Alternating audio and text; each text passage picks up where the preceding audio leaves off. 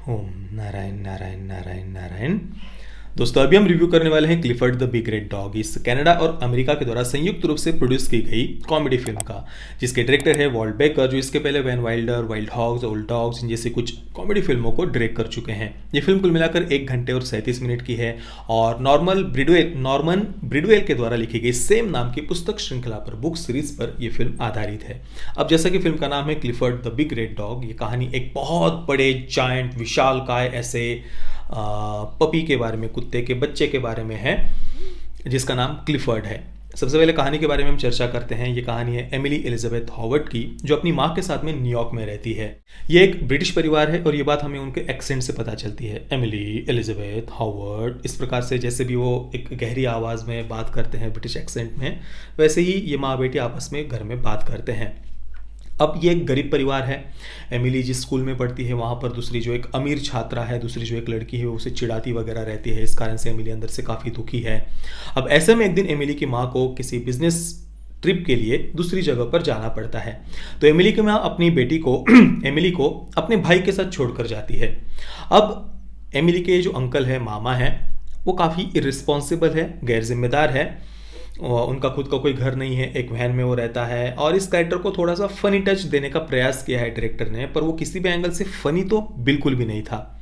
और एमिली के ये जो अंकल है, मामा, वो ब्रिटिश एक्सेंट में बात नहीं करते हैं। वो नॉर्मल जो भी अमेरिकन एक्सेंट या जो भी है वो उस प्रकार से बात करते हैं, जो कि काफ़ी विचित्र था। इसका कोई रीज़न भी नहीं दिया गया कि भाई ऐसा क्यों है क्यों नहीं है, बस दिखाया है कि वो ब्रिटिश एक्सेंट में बात नहीं करता। तो एमिली के ये जो अंकल है, उसके साथ एमिली की माँ अपनी बेटी को छोड़कर जाती है। अब माँ के जाने के बाद में एमिली और उसके ये मामा एक दिन घूमने के लिए बाहर निकलते हैं और उन्हें रास्ते में एक जतरा दिखाई देती है, जिसे इंग्लिश में कार्निवल कहा जाता है। वहाँ पर एक एनिमल रेस्क्यू टेंट होता है जो मिस्टर ब्रिडवेल का होता है। अब जिन्होंने ये कहानी लिखी हुई है, ये पुस्तक श्रृंखला बुक सीरीज, नॉर्मन ब्रिडवेल, उन्होंने शायद खुद के नाम पर ही इस कैरेक्टर को रखा है। तो ये जो मिस्टर ब्रिडवेल का कैरेक्टर है वो काफ़ी मिस्टीरियस है। उनका ये उनके इस एनिमल रेस्क्यू टेंट में एमिली को एक छोटा सा पपी दिखाई देता है, लाल कलर का कुत्ते का बच्चा। तो वहाँ पर अंकल तो उसे मना कर देते हैं लाने से, पर जब एमिली रात को घर पर आती है तो उसके बैग में से अचानक से रेड पपी बाहर निकलता है। तो मिस्टर ब्रिडवेल ने उसे बताया था कि तुम जितना इस पपी को प्रेम करोगी वो उतना ही ज़्यादा बड़ा होते जाएगा, जल्दी बड़ा होते जाएगा। तो रात को काफ़ी प्रेम से एमिली उसे रखती है घर में। और दूसरे दिन जब वो सुबह उठती है तो ये रेड पपी एक बहुत विशालकाय ऐसे जायंट बड़े कुत्ते के बच्चे में बदल जाता है, करीब 10 फीट का। तो ये कहानी एक तरफ है। इसके बाद एमिली और उसके बीच के प्रेम को वगैरह दिखाया गया है, कैसे वो एक दूसरे के काफ़ी करीब आ जाते हैं। दूसरी तरफ एक बुरी कंपनी है, एविल कंपनी है, जो अलग अलग प्राणियों के ऊपर कुछ लैब में एक्सपेरिमेंट्स करते रहते हैं। अब इस कंपनी को जब इस इतने बड़े जायंट पपी के बारे में पता चलता है तो वो उसे एमिली से छीनना चाहते हैं। इसके बाद कहानी में आगे क्या होगा काफ़ी प्रेडिक्टेबल है, कोई भी आसानी से गेस कर सकता है। कहानी का जो बेसिक कंसेप्ट है वो ठीक है, मतलब उतना कुछ खराब नहीं है, ठीक लगता है सुनने में भी। पर फिल्म में अगर आप इसे देखेंगे तो ये ज़रा सा भी किसी भी एंगल से इंटरेस्टिंग नहीं था और ना ही एंगेजिंग था।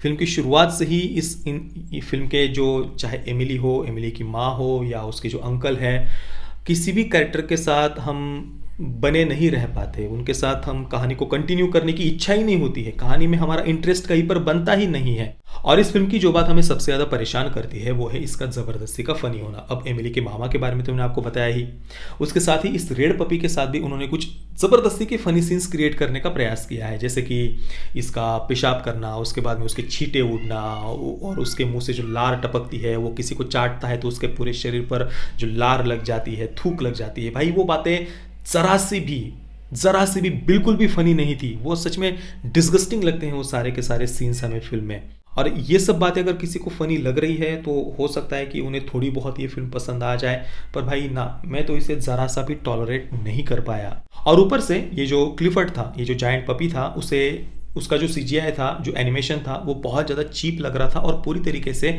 फेक लग रहा था। अब चलो जायंट पपी को आप ठीक से क्रिएट नहीं कर पाए, चलो ठीक है, पर वो जब छोटा होता है उस समय भी हम तुरंत पकड़ लेते हैं कि भाई ये तो एनिमेशन है, ये तो CGI है, ये तो पूरी तरीके से फेक लग रहा है। प्रॉपर शेप तक उसे नहीं दिया गया था, बार बार उसकी साइज चेंज हो रही थी। तो वो देखने में बड़ा ही विचित्र लग रहा था फिल्म में। तो मैं तो किसी को भी ये फिल्म बिल्कुल भी सजेस्ट नहीं करूँगा। इवन ऑनलाइन अगर किसी ओटीटी प्लेटफॉर्म पर ये बाद में आती है तो भी इसे समय देना बिल्कुल भी वर्थ नहीं है। मैं Clifford the big red dog इस फिल्म को दूंगा 2 आउट ऑफ 10 स्टार्स। फिल्म को यू सर्टिफिकेट के साथ में थिएटर में रिलीज़ किया गया है।